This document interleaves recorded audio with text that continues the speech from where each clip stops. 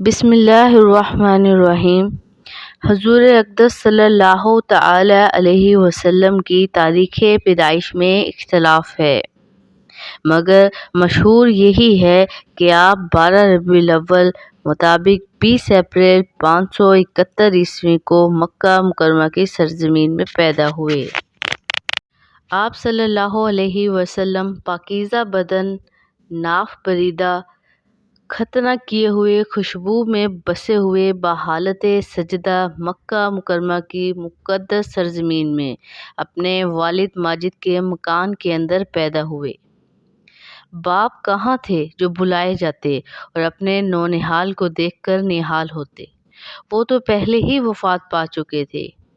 آپ کے دادا عبد المطلب کو بلایا گیا جو اس وقت طواف کعبہ میں مشغول تھے۔ یہ خوشخبری سن کر آپ کے دادا عبد المطلب خوش حرم کعبہ سے اپنے گھر آئے اور والہانہ جوش محبت میں اپنے پوتے کو کلیجے سے لگا لیا۔ پھر کعبہ میں جا کر خیر و برکت کی دعا مانگی اور محمد نام رکھا۔ ناظرین، یاد رہے آپ کا نام محمد آپ کے دادا عبد المطلب نے رکھا تھا۔ آپ کی پیدائش پر آپ کے چچا ابو لہب کی لونڈی ثویبہ خوشی میں دوڑتی ہوئی گئی اور ابو لہب کو بھتیجا ہونے کی خوشخبری دی تو انہوں نے اس خوشی میں شہادت کی انگلی سے اشارہ کر کے ثویبہ کو آزاد کر دیا۔ جس مقدس مکان میں حضور اقدس صلی اللہ تعالی علیہ وسلم کی ولادت ہوئی، تاریخ اسلام میں اس مقام کا نام مولد النبی صلی اللہ تعالی علیہ وسلم یعنی نبی کی پیدائش کی جگہ ہے۔ یہ بہت ہی متبرک مقام ہے۔ شرفائے عرب کی عادت تھی کہ وہ اپنے بچوں کو دودھ پلانے کے لیے گرد و نواح دیہاتوں میں بھیج دیتے تھے۔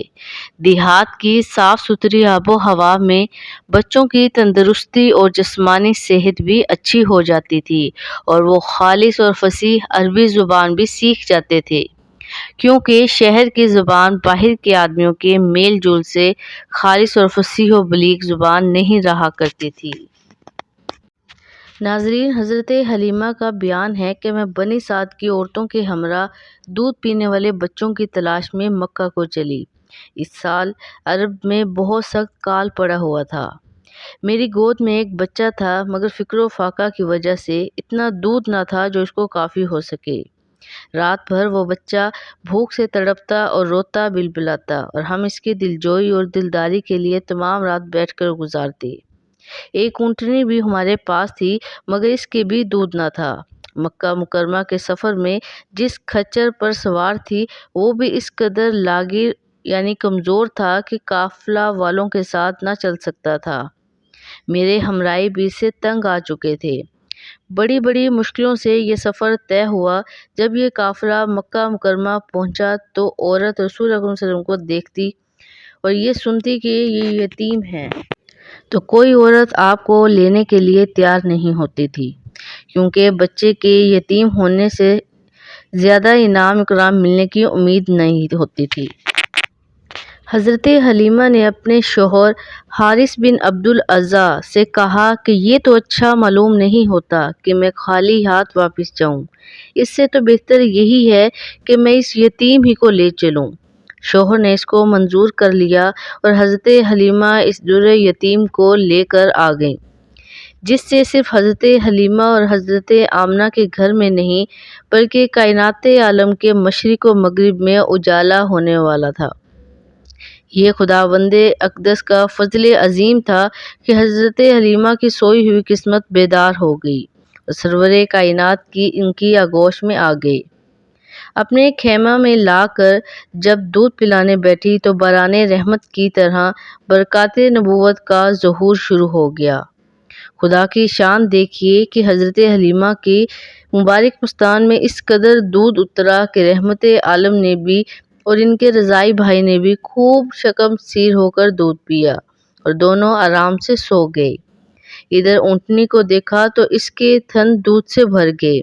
حضرت حلیمہ کے شوہر نے اس کا دودھ دوہا اور میاں بیوی نے خوب سیر ہو کر دودھ پیا اور دونوں شکم سیر ہو کر رات بھر سکھ اور چین کی نیند سوئے۔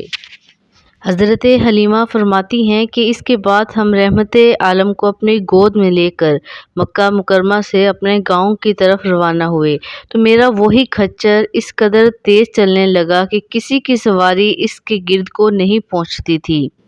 قافلہ کی عورتیں حیران ہو کر مجھ سے کہنے لگی کہ اے حلیمہ، کیا یہ وہی کھچر ہے جس پر تم سوار ہو کر آئی تھی، یا کوئی دوسرا تیز رفتار کھچر تم نے خرید لیا ہے؟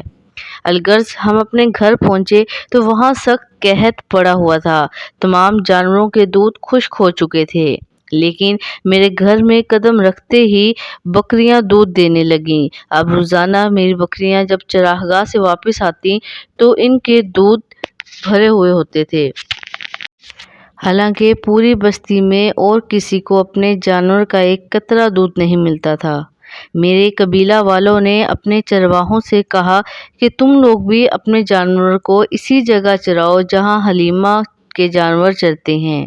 چنانچہ سب لوگ اسی چراگاہ سے اپنے مویشی چرانے لگے جہاں میری بکریاں چرتی تھیں، مگر یہاں تو چراگاہ اور جنگل کا کوئی عمل دخل ہی نہ تھا۔ یہ تو رحمت عالم کی برکات نبوت کا فیض تھا جس کو میں اور میرے شوہر کے سوا میری قوم کا کوئی شخص نہیں سمجھ سکتا تھا۔ ناظرین، آئیے دیکھتے ہیں کہ بچپن میں ہمارے پیارے نبی کا شق صدر کا واقعہ، یعنی نبی کا سینہ چاک کرنے کا واقعہ کیسے رونما ہوا۔ حضرت حلیمہ فرماتی ہیں کہ ایک دن آپ صلی اللہ تعالی علیہ وسلم چراگاہ میں تھے کہ ایک دم حضرت حلیمہ رضی اللہ تعالی عنہا کے ایک فرزند جن کا نام زمرہ تھا، دوڑتے اور ہانپتے کانپتے ہوئے اپنے گھر پر آئے اور اپنی ماں حضرت بی بی حلیمہ سے کہا کہ اماں جان، بڑا ہی غضب ہو گیا، محمد کو 3 آدمیوں نے جو بہت ہی سفید لباس پہنے ہوئے تھے چت لٹا کر ان کا شکم پھاڑ ڈالا ہے، اور میں اسی حال میں ان کو چھوڑ کر بھاگا ہوا آیا ہوں۔ یہ سن کر حضرت حلیمہ اور ان کے شوہر دونوں بدحواس ہو کر گھبرائے ہوئے دوڑ کر جنگل میں پہنچے تو یہ دیکھا کہ آپ صلی اللہ تعالی علیہ وسلم بیٹھے ہوئے ہیں، مگر خوف و ہراس سے چہرہ زرد اور اداس ہے۔ حضرت حلیمہ کے شوہر نے انتہائی مشفقانہ لہجے میں پیار سے چمکار کر پوچھا کہ بیٹا، کیا بات ہے؟ آپ صلی اللہ تعالی علیہ وسلم نے فرمایا کہ 3 شخص جن کے کپڑے بہت ہی سفید اور صاف ستھرے تھے میرے پاس آئے اور مجھ کو چت لٹا کر میرا شکم چاک کر کے اس میں سے کوئی چیز نکال کر باہر پھینک دی، اور پھر کوئی چیز میرے شکم میں ڈال کر شگاف کو سی دیا، لیکن مجھے ذرا برابر بھی کوئی تکلیف نہیں ہوئی۔ ناظرین، عالم دین کی رائے ہے کہ آپ صلی اللہ علیہ وسلم کا مقدس سینہ 4 مرتبہ چاک کیا گیا اور اس میں نور حکمت کا خزینہ بھرا گیا۔ پہلی مرتبہ آپ صلی اللہ علیہ وسلم کا حضرت حلیمہ رضی اللہ تعالی عنہا کے گھر جس کا ذکر ہو رہا ہے شق صدر تب ہوا تھا۔ اس کی حکمت یہ تھی کہ حضور ان وسوسوں اور خیالات سے محفوظ رہیں جس میں بچے مبتلا ہو کر کھیل کود اور شرارتوں کی طرف مائل ہو جاتے ہیں۔ دوسری بار شق صدر 10 برس کی عمر میں پیش آیا۔ تیسری بار غار حرا میں شق صدر ہوا۔ آپ صلی اللہ علیہ وسلم کے قلب میں نور سکینہ بھر دیا گیا۔ چوتھی بار شب معراج میں آپ صلی اللہ علیہ وسلم کا مبارک سینہ چاک کر کے نور حکمت کے خزانوں سے معمور کیا گیا تاکہ آپ کے قلب مبارک میں اتنی وسعت اور صلاحیت پیدا ہو جائے کہ آپ دیدار الہی کو سہ سکیں۔ حضور اقدس صلی اللہ تعالی علیہ وسلم حضرت حلیمہ کے گھر سے مکہ مکرمہ پہنچ گئے اور اپنی والدہ حضرت آمنہ کے پاس رہنے لگے۔ حضرت ام ایمن جو آپ کی والد ماجد کی باندی تھیں، آپ کی خاطرداری اور خدمت گزاری میں دن رات جی جان سے مصروف رہنے لگیں۔ ام ایمن کا نام برکتہ ہے۔ یہ آپ کو آپ کے والد سے میراث میں ملی تھی۔ یہی آپ کو کھانا کھلاتی تھی، کپڑے پہناتی تھی، آپ کے کپڑے دھویا کرتی تھی، آپ صلی اللہ تعالیٰ علیہ وسلم نے اپنے آزاد کردہ غلام حضرت زید بن حارثہ رضی اللہ تعالیٰ عنہ سے ان کا نکاح کر دیا تھا، جن سے حضرت اسامہ بن زید رضی اللہ تعالیٰ عنہ پیدا ہوئے۔ ناظرین، آئیے اب اپنے پیارے نبی کی بچپن کی پیاری پیاری ادائیں دیکھتے ہیں۔ حضرت حلیمہ کا بیان ہے کہ آپ صلی اللہ علیہ وسلم کا گہوارہ یعنی جھولا فرشتوں کے ہلانے سے ہلتا تھا۔ آپ بچپن میں چاند کی طرف انگلی اٹھا کر اشارہ فرماتے تھے تو چاند آپ کی انگلی کے اشاروں پر حرکت کرتا تھا۔ جب آپ کی زبان کھلی تو سب سے اول کلام جو آپ نے اپنی زبان مبارک سے نکالا وہ یہ تھا: اللہ اکبر، اللہ اکبر، الحمدللہ رب العالمین، وسبحان اللہ برکاتہ واسیلا۔ بچوں کی عادت کے مطابق کبھی بھی آپ نے کپڑوں میں بول و براز نہیں فرمایا تھا، بلکہ ہمیشہ ایک معین وقت پر رفع حاجت فرماتے۔ جب آپ اپنے پاؤں پر چلنے کے قابل ہوئے تو باہر نکل کر بچوں کو کھیلتے ہوئے دیکھتے، مگر خود کھیل کود میں شریک نہیں ہوتے۔ لڑکے آپ کو کھیلنے کے لیے بلاتے تو آپ فرماتے کہ میں کھیلنے کے لیے نہیں پیدا کیا گیا ہوں۔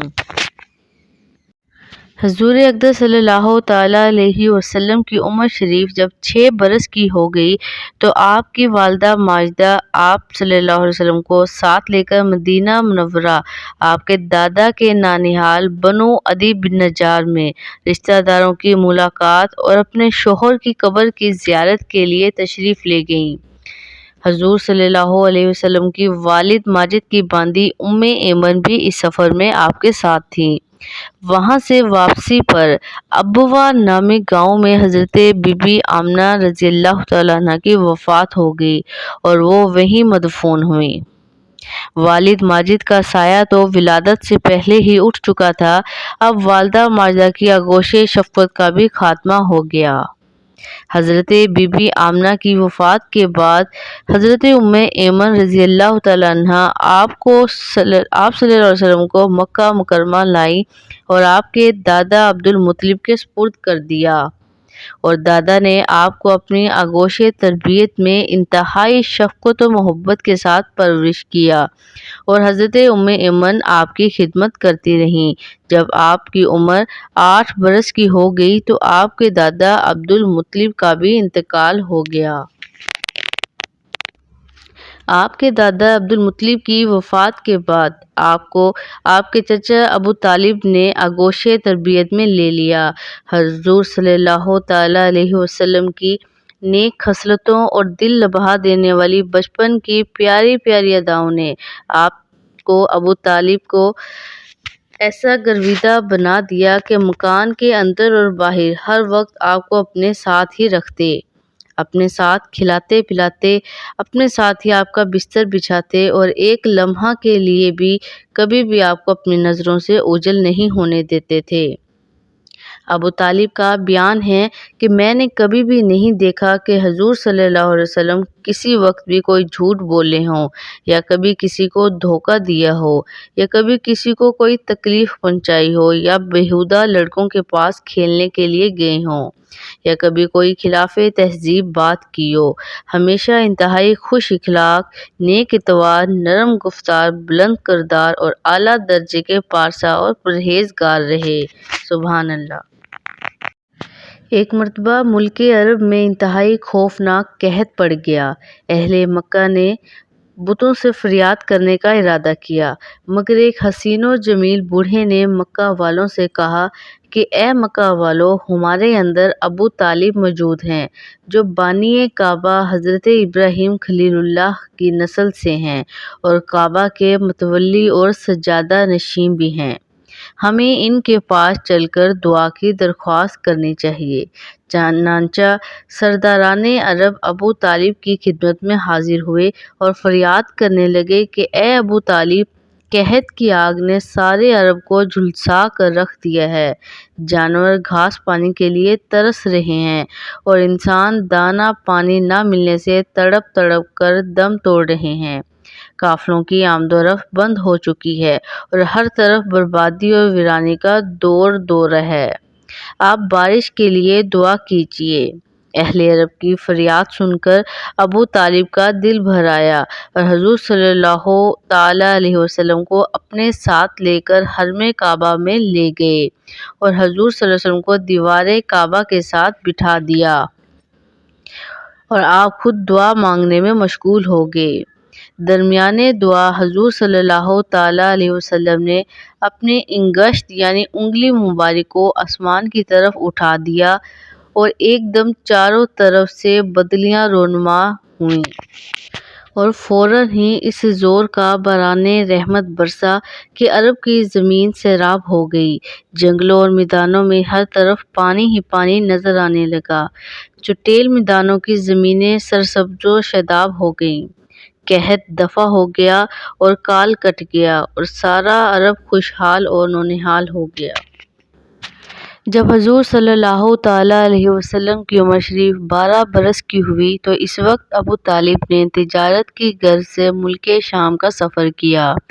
ابو طالب کو چونکہ حضور صلی اللہ علیہ وسلم سے بہت ہی والہانہ محبت تھی، اس لیے وہ آپ کو بھی اس سفر میں اپنے ہمراہ لے گئے۔ حضور اقدس صلی اللہ تعالی علیہ وسلم نے اعلان نبوت سے قبل 3 بار تجارتی سفر فرمایا، 2 مرتبہ ملک شام گئے اور 1 بار یمن تشریف لے گئے۔ یہ ملک شام کا پہلا سفر ہے۔ اس سفر کے دوران بصرہ میں بحیرہ راہب عیسائی سادھو کے پاس آپ کا قیام ہوا۔ اس نے تورات اور انجیل میں بیان کی ہوئی نبی آخر الزماں کی نشانیوں سے آپ کو دیکھتے ہی پہچان لیا اور بہت ہی عقیدت و احترام کے ساتھ اس نے آپ کے قافلے والوں کی دعوت کی اور ابو طالب سے کہا کہ یہ سارے جہاں کے سردار اور رب العالمین کے رسول ہیں، جن کو خدا عز و جل نے رحمت للعالمین بنا کر بھیجا ہے۔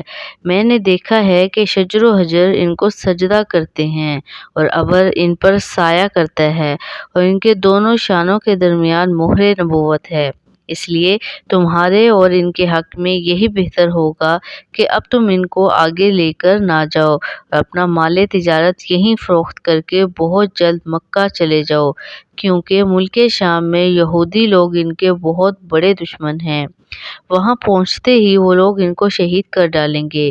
بحیرہ راہب کے کہنے پر ابو طالب کو خطرہ محسوس ہونے لگا، چنانچہ انہوں نے وہیں اپنی تجارت کا مال فروخت کر دیا اور بہت جلد حضور صلی اللہ تعالی علیہ وسلم کو اپنے ساتھ لے کر مکہ مکرمہ واپس آ گئے۔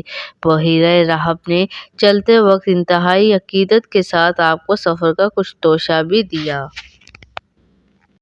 ناظرین، یہ تھا ہمارے پیارے نبی کا بچپن کا دور۔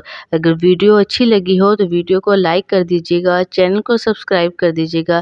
انشاءاللہ آئندہ ملیں گے ایک نئی ویڈیو کے ساتھ۔ اپنا بہت سارا خیال رکھیے گا، دعاؤں میں یاد رکھیے گا۔ اللہ حافظ۔